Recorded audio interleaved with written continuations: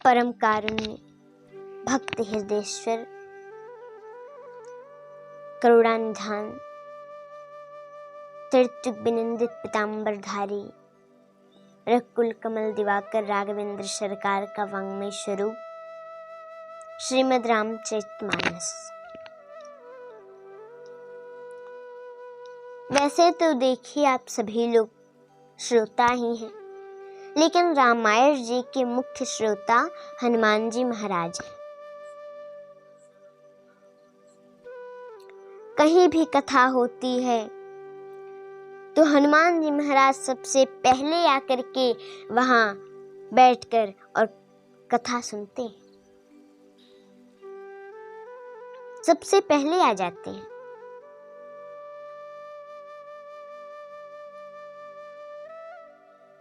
इसलिए आइए हम लोग उनको आमंत्रित कर लें, उनको प्रणाम कर लें कि आइए हनुमंत बिराजी, कथा कहूँ मति अनुसार, प्रेम सहित हृदय धरो, पधारे पवन कुमार।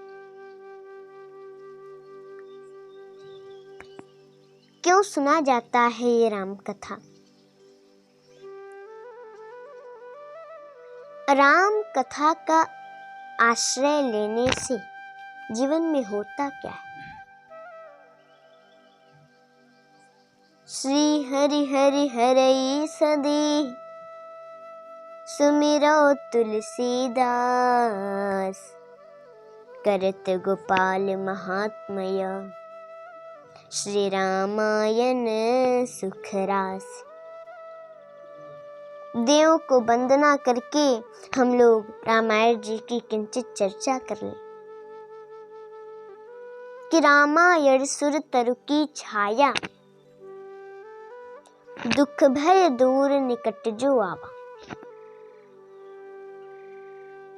श्री रामायण स्वर्ग का कल्प वृक्ष है और इसके नीचे बैठकर जो हम लोग संकल्प लेते हैं, जो हमारे मन की कामना है, अभिप्सा है, अभिलाषा है,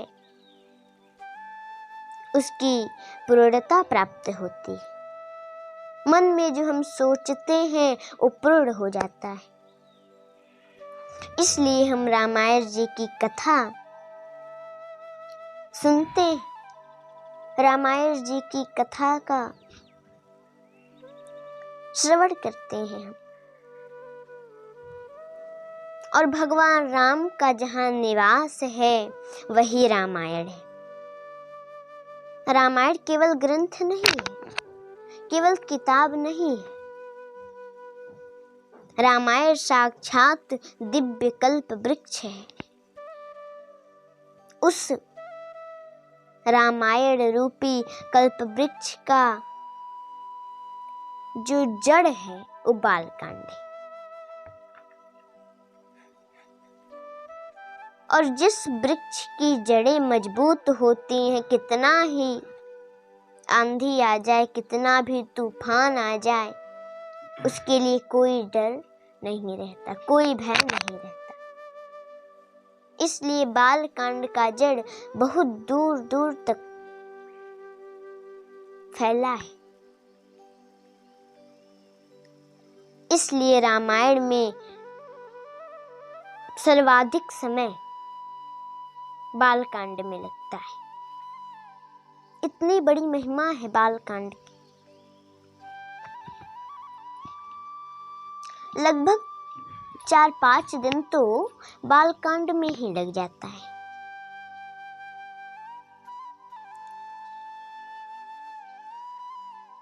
इतनी बड़ी महिमा है। और अयोध्या कांड जो है ये रामायण रूपी कल्प वृक्ष का पेड़ है, जिसको धड़ कहते हैं। धर्म मूल सब सुकृत सुहाय। जितने भी हम सुकृत कर्म करते हैं वो सुहावना तभी लगता है कि उसके मूल में सत्य हो। ये अयोध्या कांड की महिमा है, जिसमें धर्म की अद्भुत व्याख्या की गई है। और अरण्य कांड जो है वो रामायण रूपी कल्पवृक्ष का रामायण रूपी कल्पवृक्ष की डालियां हैं, और एक डाली में से कई कई कंखे निकले हैं।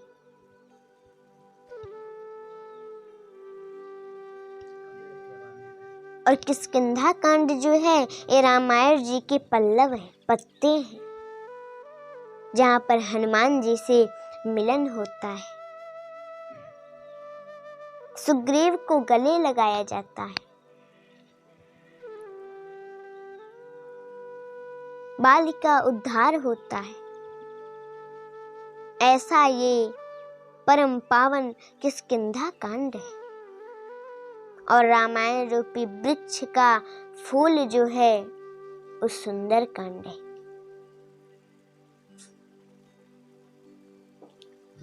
बन बाग उपवन बाटिका, सरकूप वापी सोहहि, नर नाग सुर गंधर्व कन्या, रूप मुनि मन मोहहि। ऐसे ही सुंदर कांड है जो सुंदरता से भरा हुआ है। हनुमान जी के पावन गाथा से भरा हुआ है। हनुमान जी के पावन लीला से भरा हुआ है। और रामायण रूपी कल्पवृक्ष का फल जो है वो लंका कांड। बोले फल का है?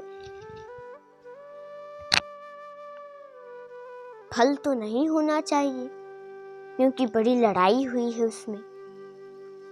तो इसलिए कि जो भी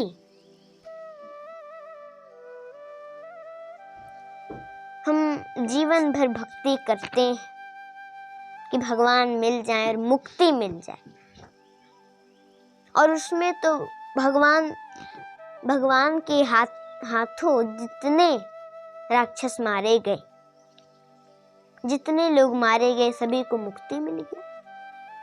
और जीवन का सबसे बड़ा फल तो यही है, मुक्ति।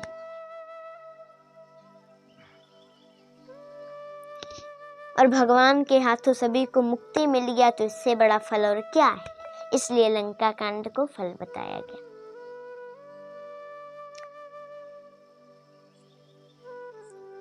और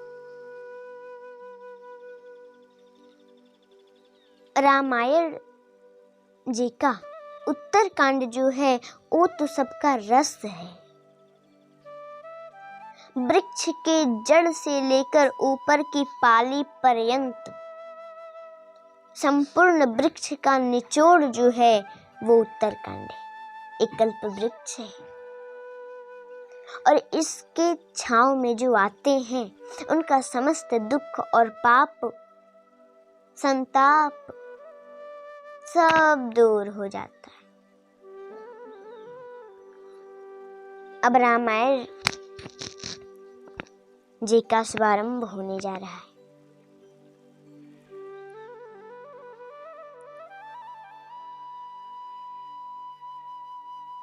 वर्णानाम अर्थ संघानाम रसानाम छंदसामपि मंगलानाम च कर्तारौ वंदे बाड़ी विनायकौ। एक बहुत विचित्र बात, बड़ी समझने की बात है। सभी लोग ध्यान से सुनिए कि जब रामायण शुरू होने वाली थी तो लोगों ने मन में सोचा कि तुलसीदास जी रामायण जी का शुभारंभ राम नाम से करेंगे। किसी ने सोचा कृष्ण नाम से होगा, किसी ने सोचा आदि शक्ति जगत जननी है माता सीता जानकी जी, तो उनके नाम से प्रारंभ होगा। लेकिन तुलसीदास जी ने न राम नाम से किया, न कृष्ण नाम से किया, न दुर्गा नाम से किया, न सीता नाम से किया, कुछ नहीं। रामायण जी की शुभारंभ की वर्ण से, आरंभ है वर्ण से, और रामायण जी की पूर्ण में मानव का नाम है।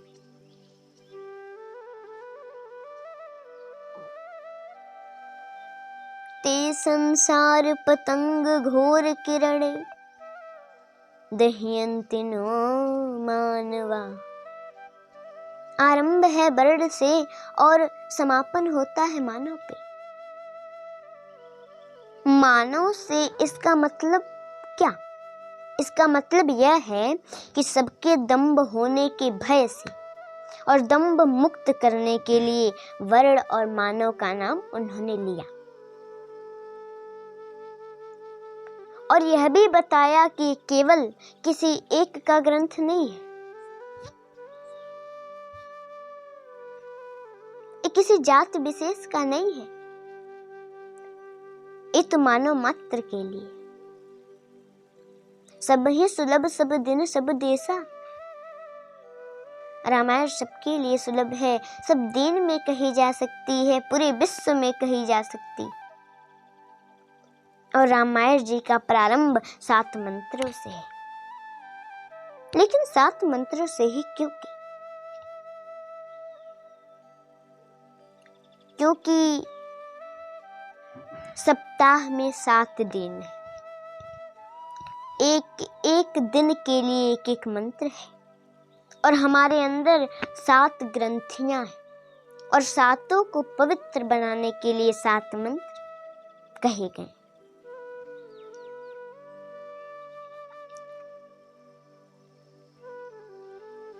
पहले श्लोक में वर्ण अर्थ नाम के समूह का प्रवर्धन करने वाली, रसों और छंदों को प्रवर्धित करने वाली, अमंगल को भी मंगल करने वाले इन दोनों सरस्वती माँ और गणेश जी महाराज को हम प्रणाम करते हैं। सरस्वती विद्या के अधिष्ठात्री है और गणपति अमंगलों को मिटाने वाले हैं, इसलिए हम प्रणाम करते हैं। प्रेम से बोले सरस्वती मैया की, गणेश जी महाराज की।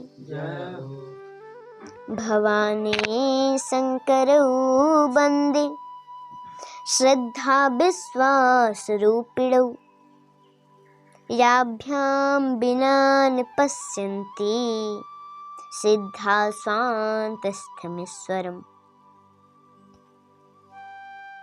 देवी पार्वती और भगवान भोलेनाथ के चरणों में बारंबार हम लोग प्रणाम करते हैं, क्योंकि देवी पार्वती हैं श्रद्धा और भगवान भोलेनाथ हैं विश्वास। जीवन में बिना श्रद्धा के काम नहीं चलता, और बिना विश्वास के श्रद्धा टिक नहीं सकती।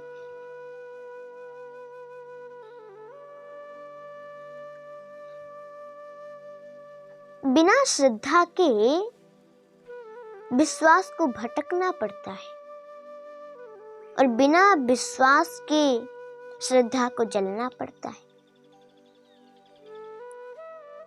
इसलिए काम तो तभी सही है कि जब श्रद्धा और विश्वास दोनों रहे। बिना श्रद्धा के बिना विश्वास के तो बड़े बड़े सिद्ध लोग भी अपने हृदय में विराजमान ईश्वर का दर्शन नहीं कर पाते। ईश्वरः सर्वभूतानां हृदयेषु अर्जुन तिष्ठति, ब्रह्मयन् सर्वभूतानि यन्त्रारूढानि मायया। हृदय में निवास करने वाले प्रभु ईश्वर का यदि दर्शन करना है हृदय में, तो श्रद्धा चाहिए, विश्वास चाहिए। देखिए, अगर विश्वास है तो हर जगह भगवान है। अगर विश्वास नहीं है तो मंदिर में भी पत्थर के अलावा हमको कुछ दिखने वाला नहीं है।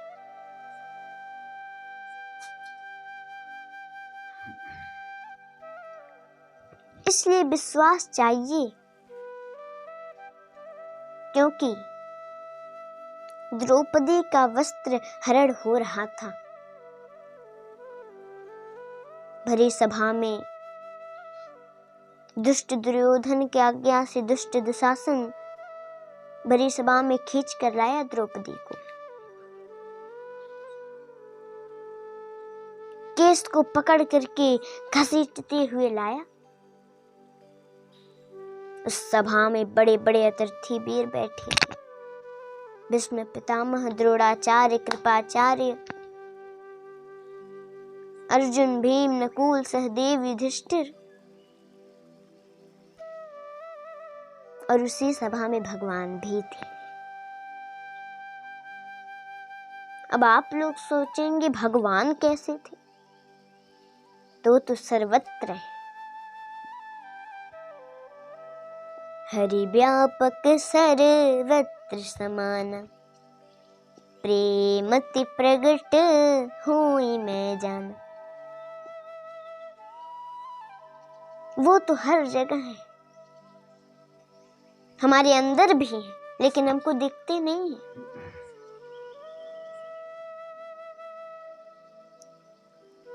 क्योंकि जब तक हम लोग इस संसार में रहेंगे,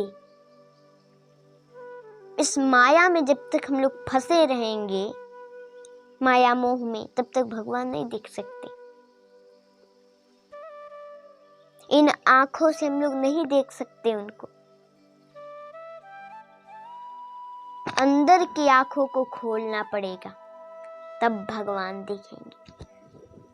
उसी सभा में वो भी बैठे थे।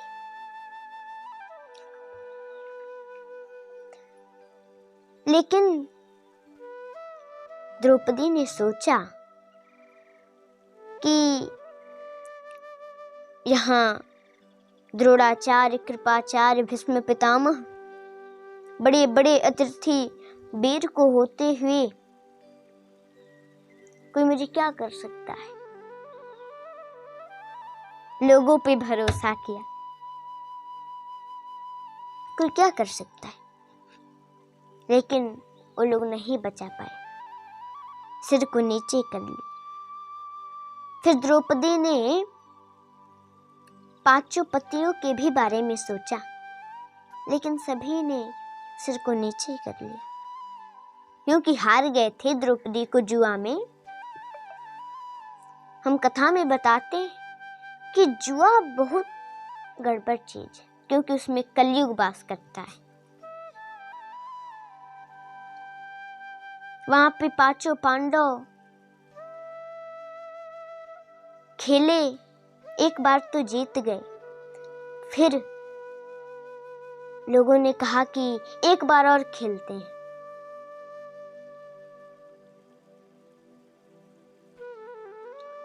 अब फिर खेले तो सब कुछ हार गए इस बार। तो फिर द्रौपदी को दांव पे लगा दिया और हार गए।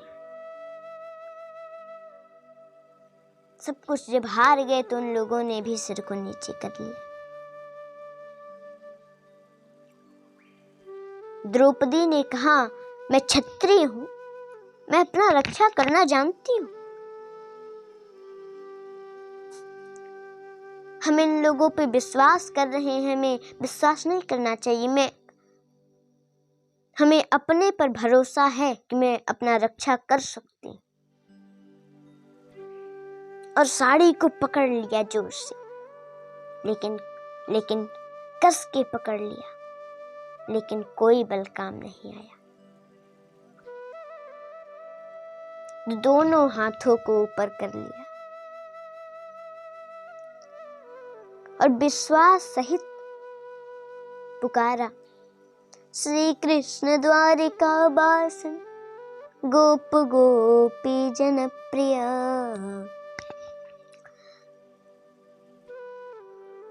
हे द्वारिका वासी कृष्ण, हे गोपी वल्लभ, आपकी बहन द्रौपदी की साड़ी खींची जा रही है, नजर नहीं आती? आपको दिखते नहीं है?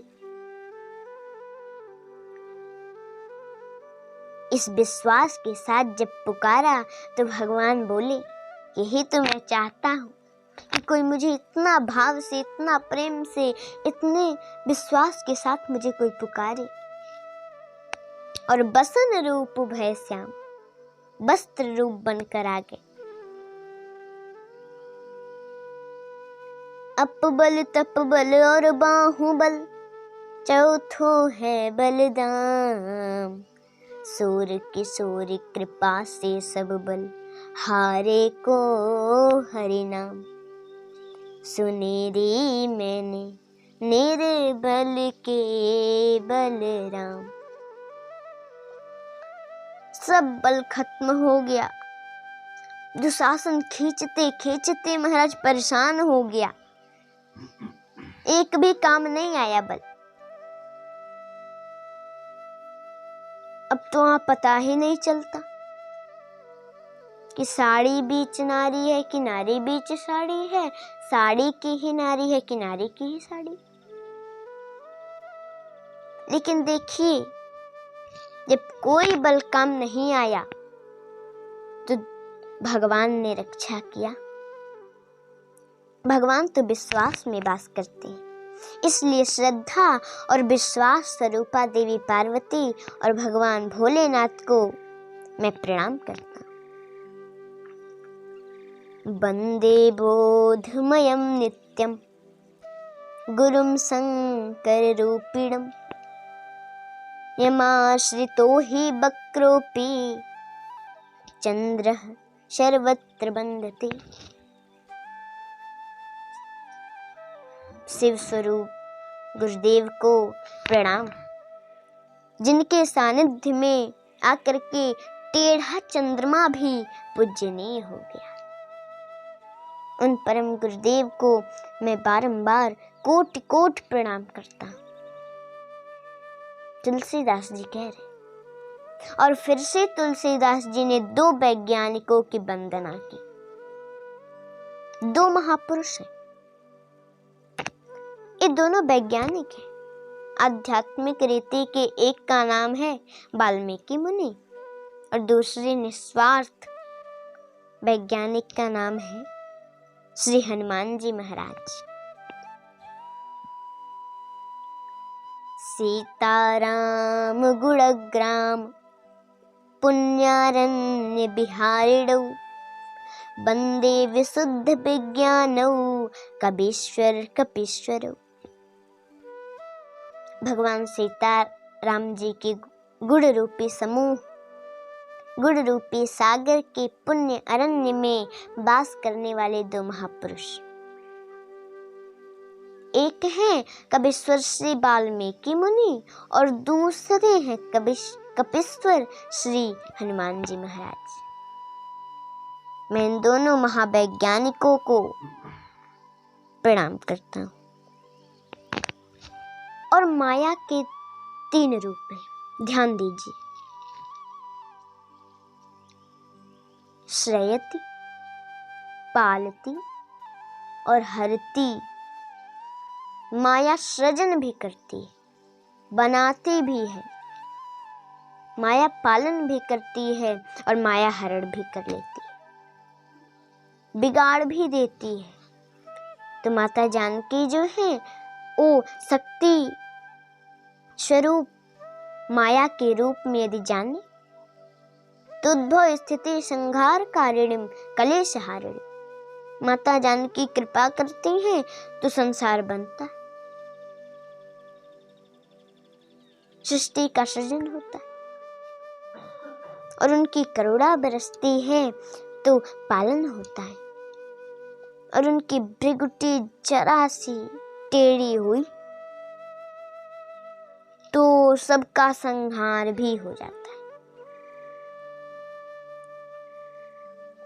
पूरी दुनिया प्रलयकालीन समुद्र में डूब जाती है।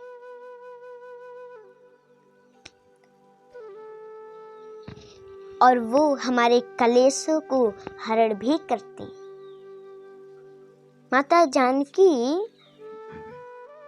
जानकी जी जो हैं बड़ी करुणावान है, बड़ी दयावान है। अब बताइए, इतने करुणावान है कि समय तो नहीं है, लेकिन हम संक्षिप्त में बताते हैं कि लंका में थी, वनवास मिला था तो गई थी, युद्ध हुआ, लंका पर विजय प्राप्त हो गया। सभी लोग गए बुलाने, सुग्रीव आदि वानर, उनके साथ में हनुमान जी भी गए थे। उन्होंने माता से कुछ बातें की, बोले कि हमारी कुछ इच्छा है। बोली बताओ क्या इच्छा है। बोले कि सभी को दंड मिल गया, सभी राक्षसों को, लेकिन ये जो राक्षसियां हैं आपको इतना कष्ट दे, दुख दे, लेकिन डराया सताया आपको इतना। कोई आकर, जब मैं आया था आपको पता लगाने आप कहाँ हैं, तो मैं लुकाया हुआ था पेड़ पर, लुकिंग कर रहा था उसी पर से। तर पल्लव मह रहा लुकाई, उसी लुका करके लुकिंग कर रहा था, देख रहा था। कुछ राक्षसियां आई, एक आई, बोली कि मैं तो इसका कलेजा खाऊंगी, बहुत मजा आएगा, खाऊंगी बहुत अच्छा लगेगा। दूसरी आई, बहन तुम कलेजा खा लेना, हमें बस उसका आंत दे देना, हम आंत को खाएंगे। तीसरी आई, बोली तुम कलेजा खाना, तुम आंत खाना, जो मन करे सो खाना, लेकिन मुझे सिर को दे देना, सिर को फोड़ के उसका भेजा मैं खाऊंगी।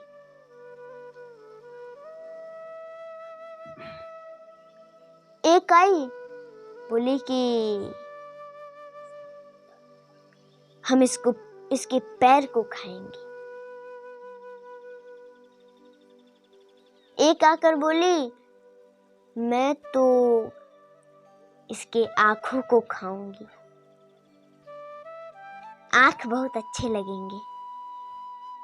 फिर एक राक्षसी आई, शूर्पणखा नाम की, वो बोली कि मदिरा ले आओ, सुरा, जैसे सुरा मान्यताम सिप्रम सर्व शोक विनाशिनी, बोली कि सभी प्रकार के शोकों का विनाश करने वाली सुरा ले आओ। राक्षसी ने कहा था कि सभी प्रकार के मतलब अनेक प्रकार के दुखों को दूर करने वाली सुरा ले आओ, मदिरा ले आओ। आज भी तो लोग कहते हैं कि पीते तो हम भी हैं, लेकिन गम भुलाने को, मतलब पीते तो हम भी हैं, लेकिन जब पी लेते हैं तो सब दुख दूर हो जाता है। और जब नशा उतर गया तो उससे ज्यादा चढ़ जाता है दुख। तो बोले कि सुरा ले आओ, और सुरा को पी करके, उस मदिरा को पी करके ऐसा त्रास दिया आपको कि मैं क्या बताऊं। सब मैं देख रहा था और सारी बातें याद आ रही थी, इसलिए उन्होंने कहा कि मैं इनको दंड देना चाहता हूँ। माता ने कहा कौन सा दंड। बोले कि हम इनका चित्रवध करना चाहते हैं। आप लोग सोचेंगे चित्रवध क्या होता है, तो जैसे एक अंगुली काट दो या तोड़ दो, फिर पूरे शरीर पर घाव कर दो, उस पे नमक रगड़ दो, तड़पा तड़पा के मारो, उसे ही चित्रवध कहते हैं। लेकिन माता ने कहा क्या कहते हो तुम, नहीं, उनकी आंखों में महाराज आंसू आ गए। बोले, क्या कहते हो हनुमान?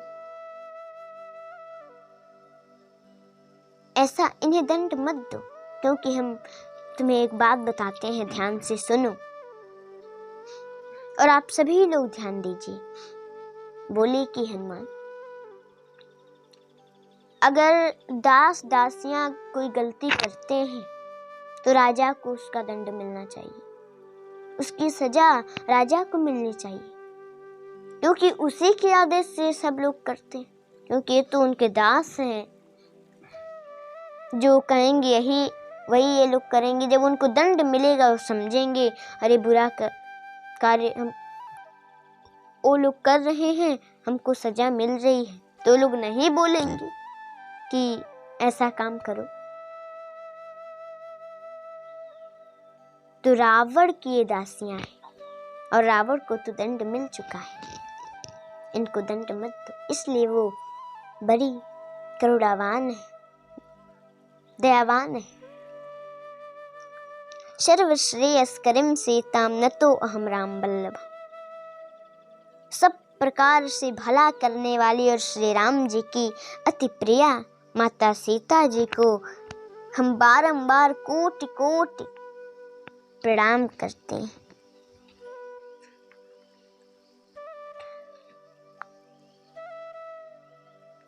यन माया वसवर्ति विश्वमखिलम् ब्रह्मादिदेवासुरा यतस्त्वादमृषैव भाति सकलं रज्जौ यथार्हे भ्रम।